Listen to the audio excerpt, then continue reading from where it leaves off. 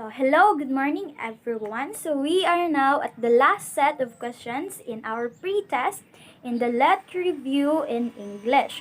Are you ready? We will now proceed to question number 49. Question number 49 is, there isn't blank ink at all in this pen. A. Some. B. The. C. Any. And D. Snow. Before we proceed to the answer, let us first find out the use of some, the, any, and no in a sentence. These words are used as qualifiers. Some is used when the speaker cannot specify a number or an exact amount. The is used to refer to a specific or particular member of the group. Any is used to or for indefinite quantities in questions or negative sentences. This can be attributed with modals in negative form like aren't, isn't, doesn't, and etc. And no is used before a noun phrase. For this question, our clue here is the word isn't, which is a negative modal verb. The answer for this question is letter C, any. To complete the sentence, it will be, there isn't any ink at all in this pen.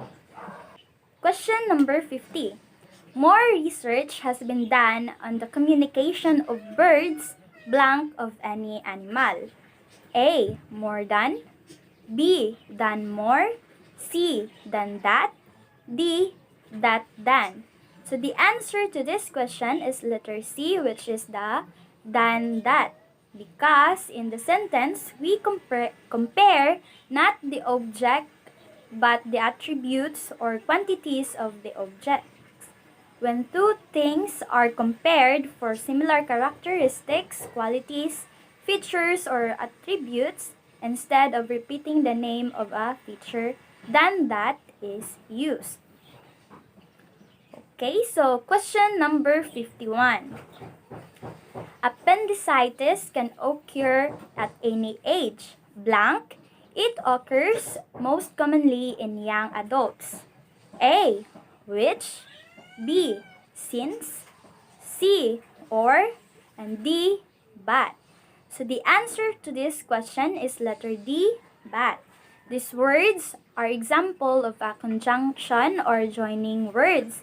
It joins words, phrases, clauses, and sentences. But is used as a conjunction in a way or as a way of connecting two independent clauses. We cannot use which in this sentence because which is used only when in questions as a determiner, an interrogative pronoun to ask for specific questions. Since also is not the appropriate conjunction to use because it describes an action or situation that began in the past and continues in the present. And or cannot be used in this sentence because it is used to indicate that one or more or all of the cases it connects may occur. Did you get it? Question number 52. The comma is equivalent to a short pause in a sentence. It is used to separate different sections of the sentence. Which sentence is comma correctly used? A. I went to the store and bought tea, comma, rice, comma, sugar, comma, and milk. B. I went to the store, comma, and bought tea, comma, rice, comma, sugar, comma, and milk. Letter C. I went to the store and bought, comma, tea, comma, rice, comma, sugar, and milk. Letter D.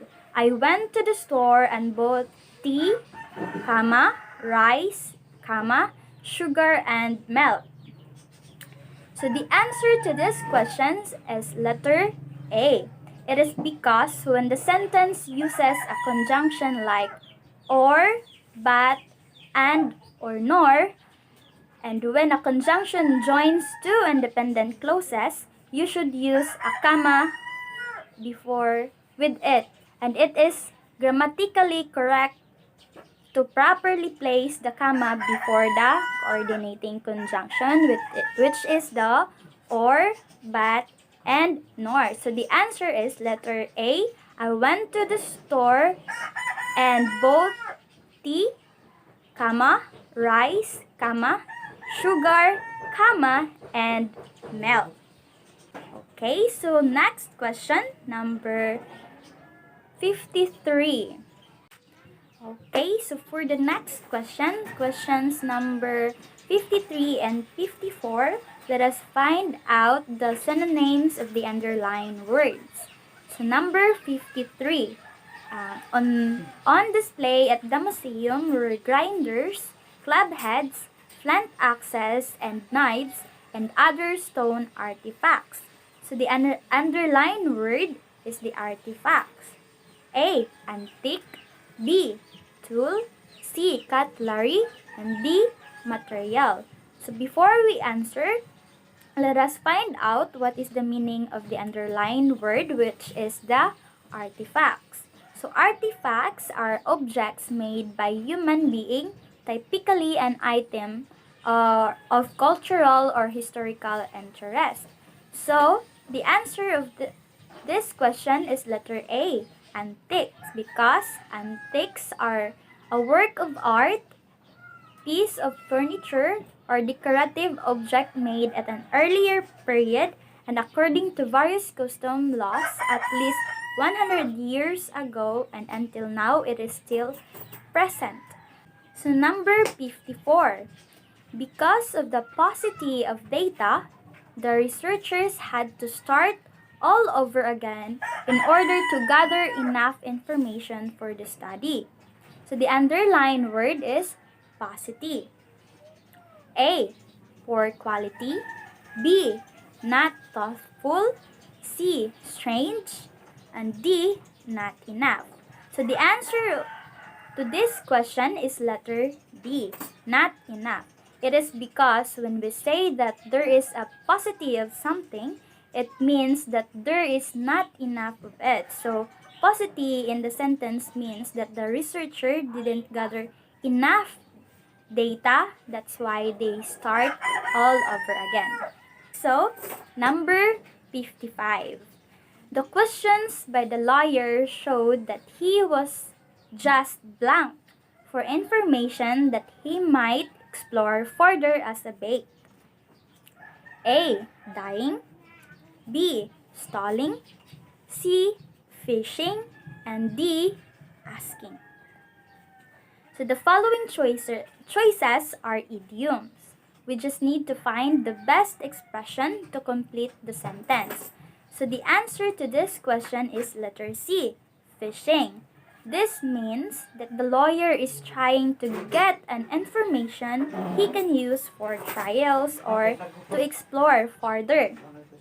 We cannot use dying, stalling, and asking in this sentence because dying in idioms means craving for something or you are eager to do something. While stalling means to delay or distract someone or something with evasive or privacy-ting language or behavior in order to gain time. So distraction. And asking means simply asking. So you're just asking. So the best word to use is fishing. It adds dynamism and character to the sentence. So number 56. At the family picnic, some of the youngsters were so hungry that they blank food as soon as it was ready. A. Ignored. B. Wolfed down. C. Nibbled. D. Giveaway. So the answer to this question is letter B, wolf down. This simply means to consume food quickly and without regard for table manners.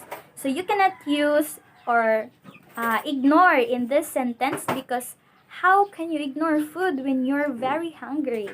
You can also nibble or take small bites when you're very hungry. And I doubt that you can give away food when you're hungry. So why not wolf down it? Number 57. Epics are long narrative poems that recount the supermarket deeds of a hero, and the theme is the blank. A. Power of love. B. Triumph of good versus evil. C. Importance of duty. And D. None of the above. So for these questions, we are going to complete the sentence. So the answer will be letter B. Triumph of good versus evil. Because epics are heroic stories. So there is no epic stories that focuses only on the power of love or the importance of duty, but it usually focuses on how the main character fight for what is right, fight for what is good versus the evil. Okay, so number 58, it is a poem. Oh moon, why must you inspire my neighbors to chirp all night on his foot? So the poem is a haiku. So what is the rhetorical device used in the poem? A. Alliteration. B. Assonance. C. Onomatopoeia. And letter D. Apostrophe. So in this question, they use letter devices. So what is a literary device? It is a tool used by writers to hint at larger themes, ideas, and meaning in a story or piece of writing. So the answer for this question is letter B, which is it is the letter D, which is the apostrophe. Apostrophe in literature is to direct the reader's attention to something other than the person who's speaking. So it frequently targets an absent person or a third party. On other times, they focus on an inanimate object, a place, or even an abstract idea. So the poem didn't use alliteration because there is no repetition of sounds or words. It can't be assonance either because it didn't repeat similar vowel sounds, and it can't be onomatopoeia because it didn't name of a thing or action by a vocal imitation of sound associated with it. Okay, so we are now at the second last question of our review, number 59. So the line, "She is a phantom of delight," shows the use of A. Simile. B. Metaphor. C. Hyperbole. And D. Synecdoche. Okay, so "She is a Phantom of Delight" is a poem by William Wordsworth. In the poem, Wordsworth uses a literary devices, and in the first line of the poem, he describes a human or a woman as a phantom of delight, which is a metaphor that means a woman who is now dead, but she was someone who caused pleasure, joy, delight, and that is why she was a phantom of delight. So the answer to this question is letter B, metaphor. Okay, so we are now down to the last questions of our review, which is the question number 16. So the most female sonneteer of the Philippine literature is blank. A. Trinidad Rosa Subidok. B. Angela Manalang Gloria. C. Linda Tai Casper. D. Nina Estrada Puyat. So the answer to this question is letter D, which is Nina Estrada Puyat. So who is Nina Estrada Puyat? Nina Estrada Puyat was born in Tarlac, Philippines Her collection of 50 sonnets, Heart of Clay, in 1959 was published by Double as This Love Within. So she was known for her political works include a three-act play, The Cripple, which was censored by the Marcos regime. The poem Elegy was also written on the night of the assassination of Benigno Aquino. Um, did you know that she is a cousin of Benigno Aquino? Okay, so this poem, Elegy, is said to be the most significant piece of poetry to come out of the people power era in the Philippines. So, Nina was the 1979 Poet Laureate of the Philippines Poet Association. She is the first recipient of the Special Diploma of Master in Literature from the University of Santo Tomas, Philippines.